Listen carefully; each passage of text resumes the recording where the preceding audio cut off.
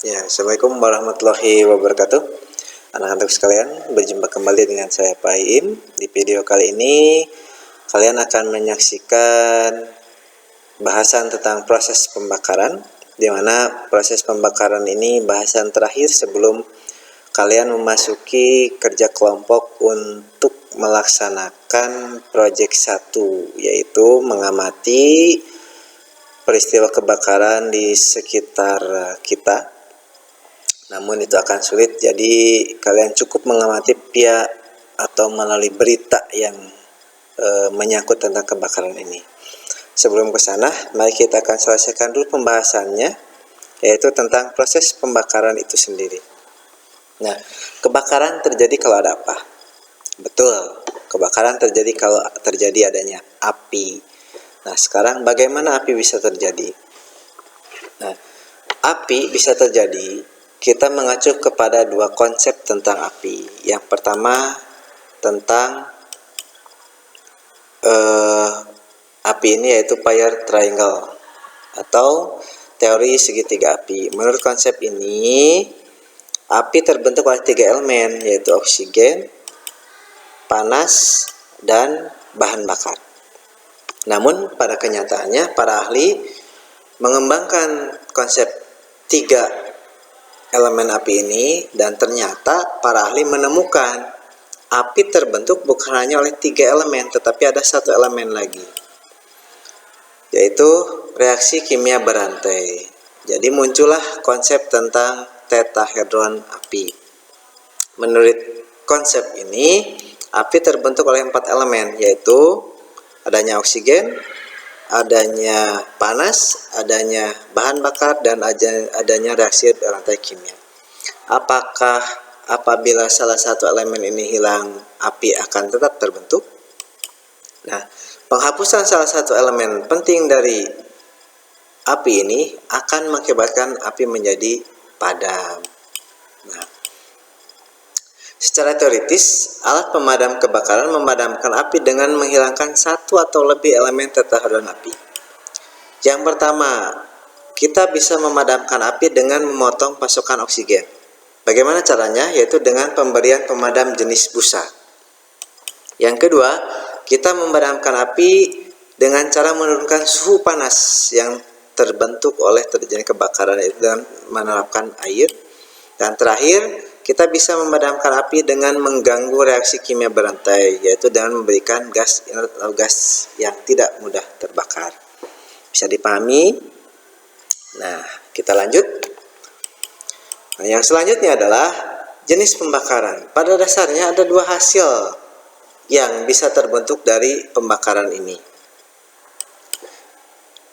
yaitu yang pembakaran sempurna dan proses pembakaran tidak sempurna. Apa bedanya? Pada proses pembakaran yang sempurna, maka akan diperoleh CO2 dan H2O. Contoh reaksinya seperti ini. Nah, ini CO2 dan H2O ini penting dan berguna bagi kita, diantaranya untuk tumbuh-tumbuhan, yaitu pada proses apa yang menghasilkan oksigen? Betul sekali, fotosintesis. Nah, sedangkan yang tidak sempurna ini macam-macam hasilnya. Bisa CO, karbon monoksida, bisa CO2, karbon dioksida, dan juga air. Juga sering terbentuk hidrokarbon tak jenuh, formaldehid, dan kadang-kadang didapat juga karbon. Nah, ini contoh reaksinya.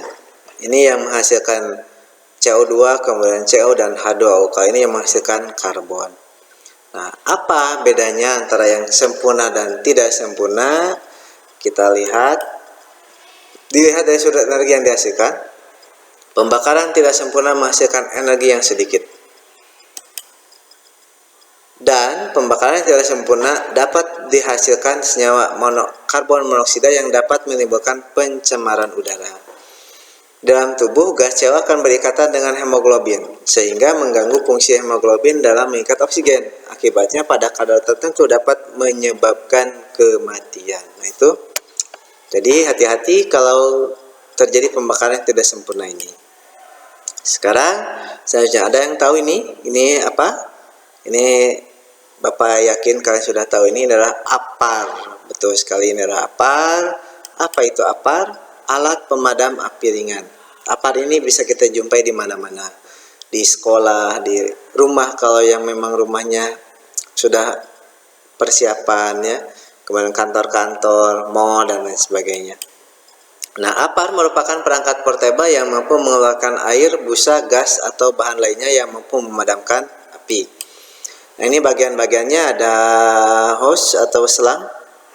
Ini untuk menyalurkan media apar dari tabung untuk memadamkan api. Kemudian ada nozzle, corong. Ini untuk meneruskan media apar dari corong ke titik api. Kemudian ada handle, tuasnya yang kita pakai untuk memegang. Kemudian ada tabungnya. Nah, berdasarkan penggunaan apar ini, kebakaran dibedakan menurut jenis-jenisnya. Nah, apa saja jenis kebakaran ini? Yang pertama, kebakaran dibedakan menjadi 4 jenis, yang mana setiap jenis perlakuannya berbeda-beda. Yang pertama, kebakaran dibagi menjadi kebakaran kelas A, yaitu kebakaran yang terjadi pada benda padat kecuali logam. Ini untuk kayu, arang, kertas, plastik, karet, kain, dan lain-lain. Bagaimana cara memadamkannya? Kebakaran kelas A dapat dipadamkan dengan air, pasir atau tanah, apar dry chemical, apar foam, dan apar HCFC. Itu kelas A. Kemudian yang selanjutnya adalah kelas B. Kebakaran yang terjadi pada benda cair dan atau gas. Ini bisa sumbernya bensin, solar, minyak tanah, aspal, alkohol, LPG, dan sebagainya.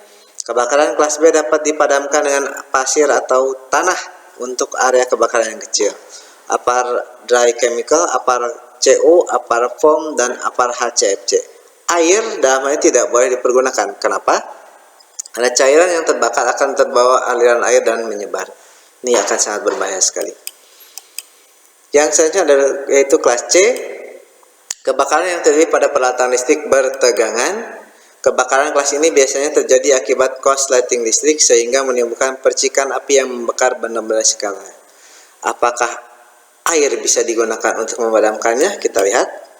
Air tidak boleh digunakan. Air adalah konduktor atau penghantar listrik dan akan menyebabkan orang-orang yang berada di area tersebut tersengat listrik. Kebakaran kelas C dapat dipadamkan dengan apar dry chemical, apar CO, dan apar HCFC. Dan terakhir yaitu kebakaran kelas D. Kebakaran yang terjadi pada bahan logam, magnesium, aluminium, kalium, dan sebagainya. Kebakaran kelas ini sangat berbahaya dan hanya dapat dipadamkan dengan apar sodium chloride dry powder.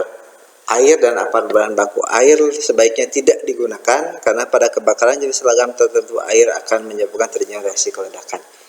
Nah, saya kira itu pembahasan tentang kebakaran. Jadi berdasarkan jenisnya, air tidak boleh dipergunakan pada 3 jenis kebakaran, yaitu kebakaran kelas B, kelas C, dan kelas D dengan akibatnya masing-masing.